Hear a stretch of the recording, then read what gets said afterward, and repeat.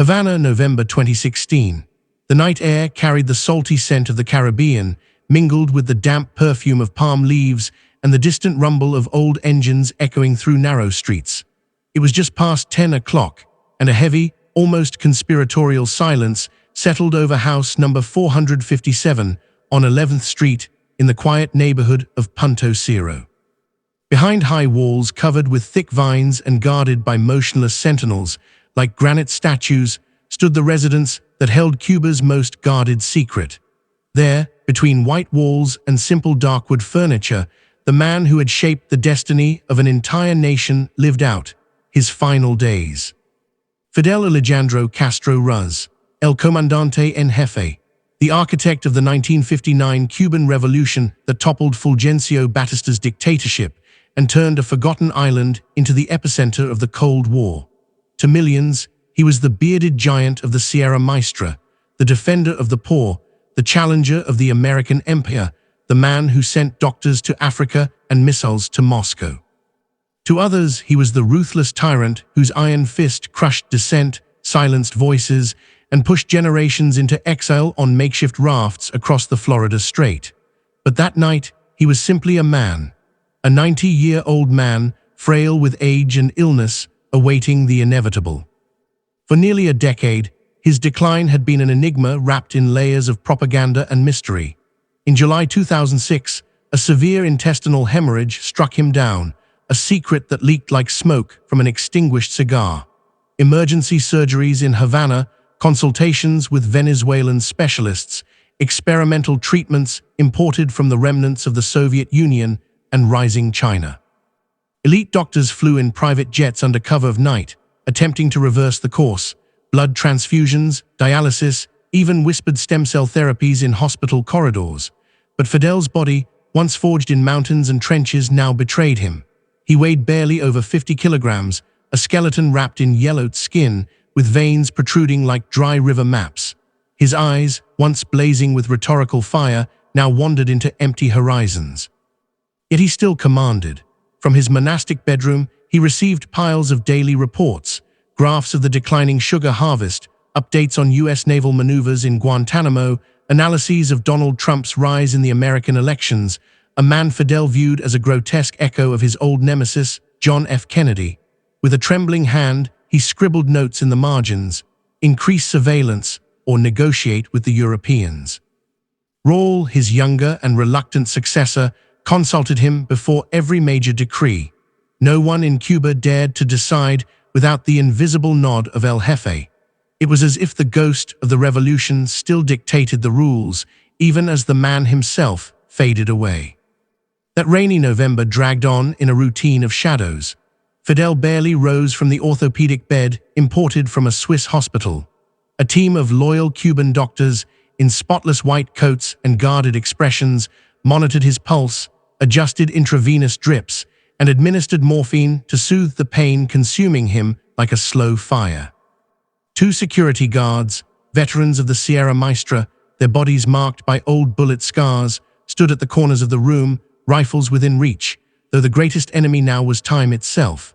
And always, always by his side, Delia Soto del Val, the discreet woman with graying hair and calloused hands from a life lived in anonymity, who had shared nearly 40 years with him in secret. Mother of his 5 sons, Alejandro, Alexis, Antonio, Alejandro, and Anel, Delia was the calm harbor in the storm of revolution. No magazine photos, no public speeches, only silent loyalty, like the roots of an ancient cyber tree.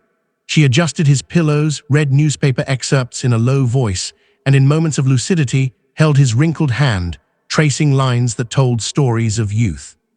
Fidel spent hours before the fogged window, staring into nothing.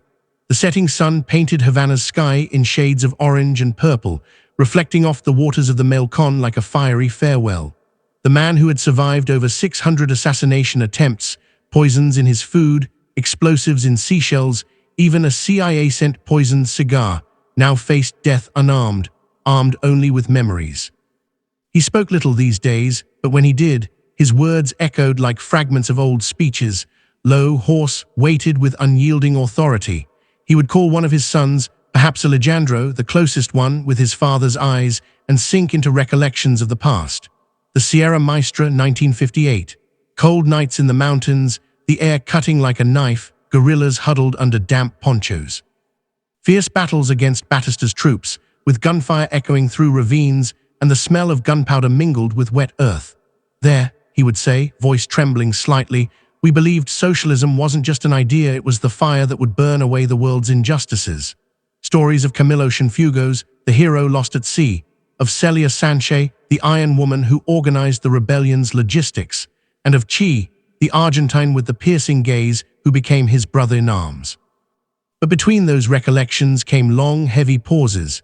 Fidel knew the cost of revolution, the prisons of La Cabana, packed with silenced opponents in summary trials, the Noche de los Tres P in 1961, when professors, priests and poets were dragged to forced labor camps, the balseros, entire families risking the Atlantic on rafts made of foam and plastic bottles, fleeing hunger and political surveillance.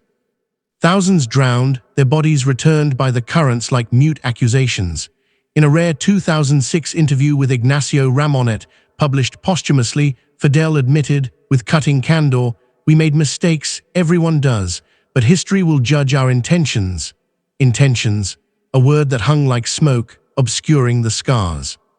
One of the nights before the end, accounts from close aides, leaked years later in anonymous memoirs, he asked for music, not the martial hymns of the revolution, but songs from his youth.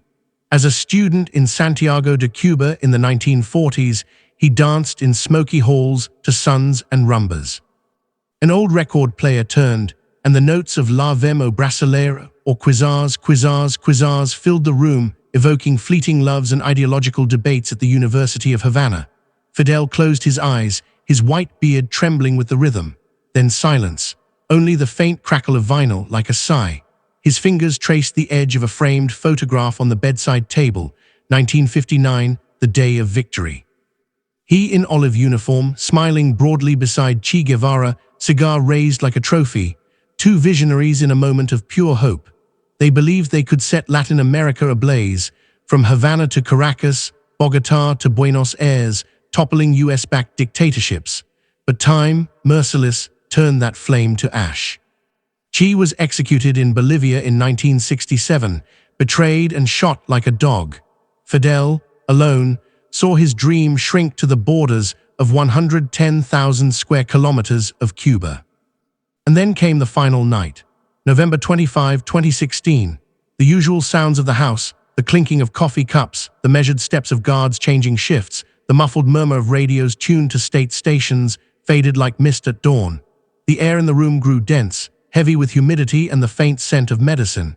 Fidel's breathing, once as forceful as his 3-hour speeches, now hung by a thread, short inhalations, exhalations dragging like falling leaves. Dahlia, eyes red but steady, held his left hand, the same hand that signed the open letter to the Soviet Union during the missile crisis of 1962. Beside her, Alejandro watched in silence, chest tight with the weight of inheriting a legacy that was both blessing and curse. The doctors exchanged glances. The guards, motionless, looked like cracked marble statues. Suddenly he stirred. His eyes opened, those brown eyes, still sharp as blades. With a weak gesture, he asked for the bright lights to be turned off. Leave just the lamp, the bedside one. The room fell into half-light, broken only by a yellow glow dancing on the walls like ghostly candles. He blinked slowly, adjusting to the dimness, and murmured words almost inaudible, caught by Dahlia in a whisper, "Estoy bien, I'm fine." A merciful lie, or perhaps a stubborn truth, the same pride that once made him swim from Cayo Confis to Cuba as a young man, defying deadly currents. Then even weaker, as if the words climbed from a deep well, he added, "Yumi toca, todos tenemos nuestro turno." My time has come, we all have our turn. Words that echoed Marty and Marx, but now naked human, stripped of ideology. Dahlia squeezed his hand, a silent tear tracing her face. Alejandro bowed his head, fighting the knot in his throat. The room seemed to shrink, the world outside, Havana with its flickering lights and empty streets, reduced to irrelevance. Shortly after midnight, his heart stopped. At 12:29 a.m., the chief doctor with trembling hands confirmed the death. No alarms, no sirens, just a collective sigh like wind ceasing over calm bay. Fidel's body was covered with the Cuban flag, white stars on red triangles, the emblem of a nation he had forged through will and iron. It remained there for hours, under vigil, as the house sank into sepulchral silence.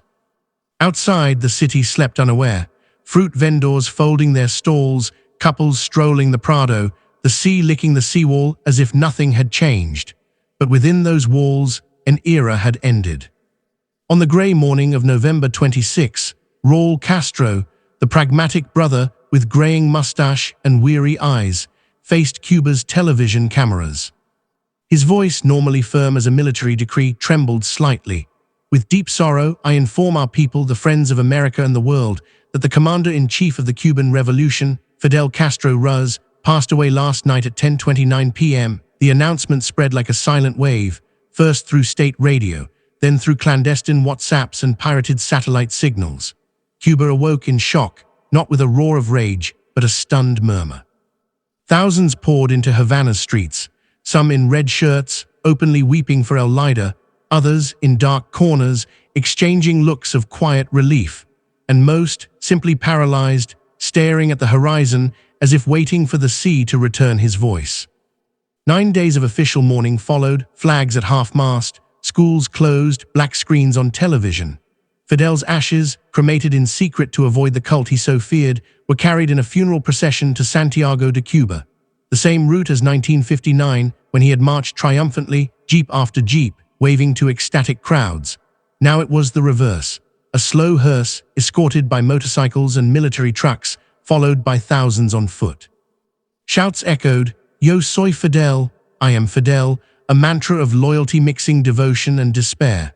Others walked in silence, like pilgrims in an ancient rite, shedding the weight of an era of glories and hardships. Few knew of Fidel's final instructions, dictated in an oral will weeks before. No grand monuments, no bronze statues, no avenues bearing his name. "Cremate me and bury me simply beside the anonymous fighters of the Santiago Cemetery," he told Raul with piercing clarity. "The cult of personality was a mistake we shall not repeat. Let the ideas speak for themselves."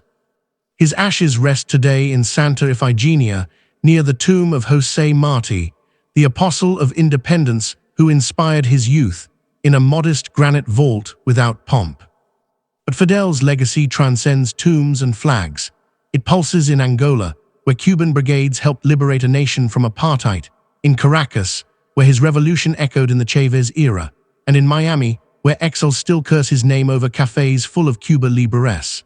He inspired dreams of equality, mass literacy, free healthcare for all, and sowed fears of authoritarianism, with prisons like Combinado del Este echoing tales of silenced voices.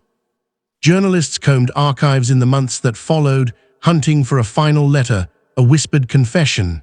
Nothing, only the echo of his last public speech in April 2016 at the Communist Party Congress.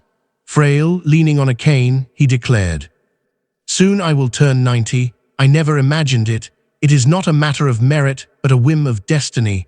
Soon I will be like everyone else. The time will come for us all, but the ideas of Cuban communists will remain."